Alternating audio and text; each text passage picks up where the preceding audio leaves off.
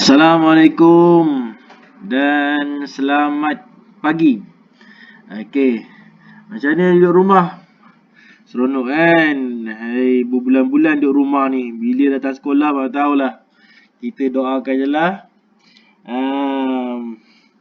COVID ni cepat berakhir dan kita boleh balik pergi ke sekolah seperti biasa. Okey. Sekarang saya akan terangkan dahulu kandungan pelajaran kandungan yang perlu kita belajar dalam sejarah tingkatan 2. Dalam sejarah tingkatan 2 ni kita ada 10 bab. Okey, kita ada 10 bab. Pada tingkatan 2 ni kita akan banyak belajar sejarah berkaitan dengan kerajaan-kerajaan awal yang berada di Semenanjung Malaysia dan juga Sabah dan Sarawak. Okey. Kita tengok bab-bab dia ya. Okey. Ni. Kandungan kita ada 10 bab.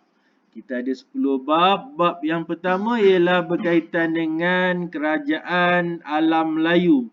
Okey, dalam bab ni kita akan belajar apa maksud konsep alam Melayu. Apa konsep alam Melayu dan di mana alam Melayu tu. Okey, seterusnya kita akan belajar kewujudan kerajaan di alam Melayu. Kerajaan-kerajaan yang berada di kawasan alam Melayu. Seterusnya kita akan belajar kerajaan-kerajaan alam Melayu yang masyhur, yang terkenal. Okey, yang utama. Okey, seterusnya kita akan belajar juga kerajaan alam Melayu dan kerajaan luar yang sezaman, yang pada masa tu dah ada. Okey, bersama dengan kerajaan alam Melayu. Okey. Ini untuk bab yang pertama. Untuk bab yang kedua, kita akan belajar sistem pemerintahan dan kegiatan ekonomi masyarakat kerajaan alam Melayu. Okey, ada dua bahagian kat sini, iaitu sistem pemerintahan dan kegiatan ekonomi. Sistem pemerintahan. Macam mana sistem pemerintahan dilaksanakan di kerajaan-kerajaan alam Melayu.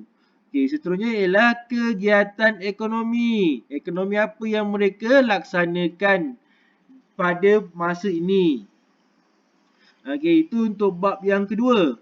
Untuk bab yang ketiga, kita akan belajar tentang sosial budaya masyarakat kerajaan alam Melayu. Kita akan belajar bahasa mereka. Kita kenal bahasa mereka. Kita tahu apa nama tulisan yang mereka manusia pada zaman tu buat sistem-sistemnya, jenis-jenis tulisannya, di mana ditulis. Okey. Dan juga persuratan di mana. Okey, persuratan tu di mana dilukis. Surat-surat dia, warkah-warkah dia, batu bersurat ke, ada ukiran ke. Okey. Seterusnya ialah seni binaan-binaan masyarakat kerajaan alam Melayu dan juga struktur sosial masyarakat alam Melayu tu macam mana, ada berapa peringkat, siapa yang atas, siapa yang bawah. Okey. Ini untuk bab ketiga. Untuk bab yang keempat, kita akan belajar agama, kepercayaan dan keunikan warisan masyarakat kerajaan alam Melayu. Okey, kita akan belajar agama dan kepercayaan agama mereka pada peringkat awal ni agama apa. Lepas tu berubah kepada agama apa. Kepercayaan mereka kepercayaan apa. Okey. Seterusnya kita akan belajar juga keunikan warisan masyarakat kerajaan alam Melayu. Okey, ini untuk bab yang keempat. Untuk bab yang kelima, kita akan belajar tentang sebuah kerajaan yang terkenal dalam sejarah di kawasan rantau alam Melayu ni, itu Kesultanan Melayu Melaka. Kita akan belajar macam mana pengasasan kerajaan Kesultanan Melayu Melaka ni boleh ada.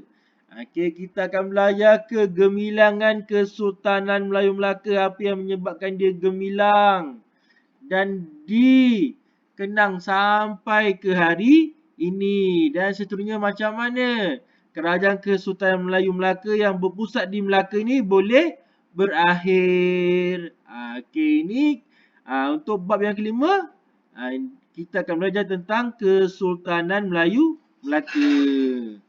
Okey, seterusnya bab yang keenam. Bab keenam kita akan belajar tentang pewaris kepada Kesultanan Melayu Melaka, iaitu Kesultanan Johor Riau yang diasaskan oleh Sultan Melaka yang terakhir dan anak kepada Sultan Melaka yang terakhir. Pengasas macam mana Kesultanan Johor Riau boleh diasaskan, dan kita akan belajar kegemilangan Kesultanan Johor Riau.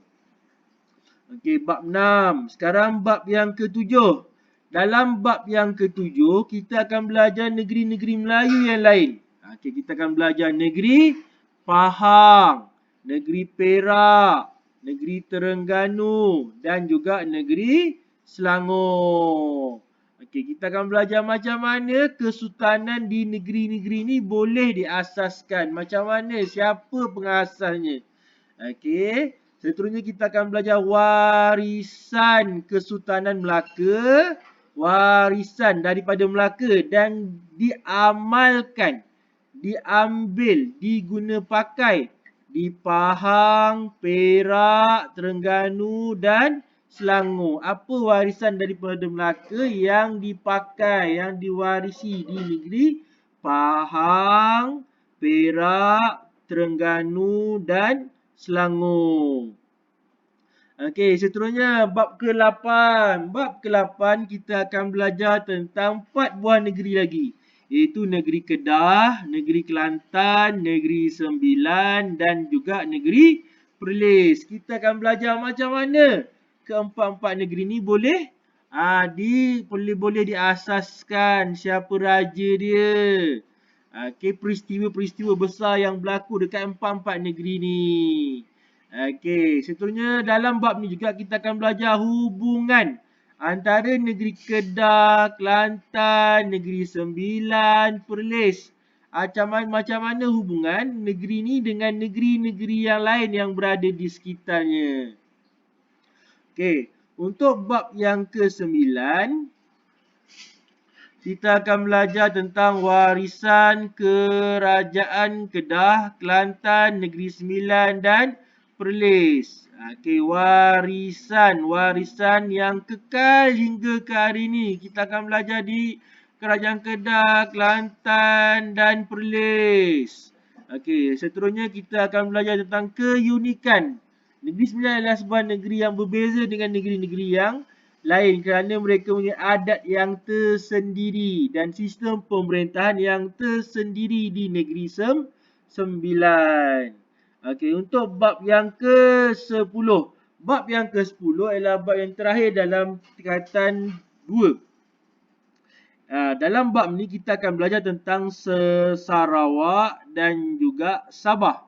Okey, kita akan belajar Sarawak dan Sabah dalam alam Melayu, dan kita akan belajar pula macam kemunculan pemerintahan tempatan.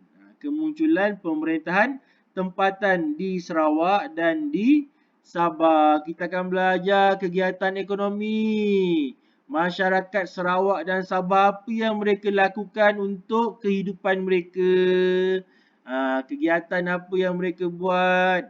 Okey. Seterusnya kita akan belajar keunikan masyarakat Bumiputera di Sarawak dan Sabah yang ada pelbagai-bagai bangsa, bahasa, pakaian, ciri-ciri rumah, agama, kepercayaan, okey, dan lain-lain.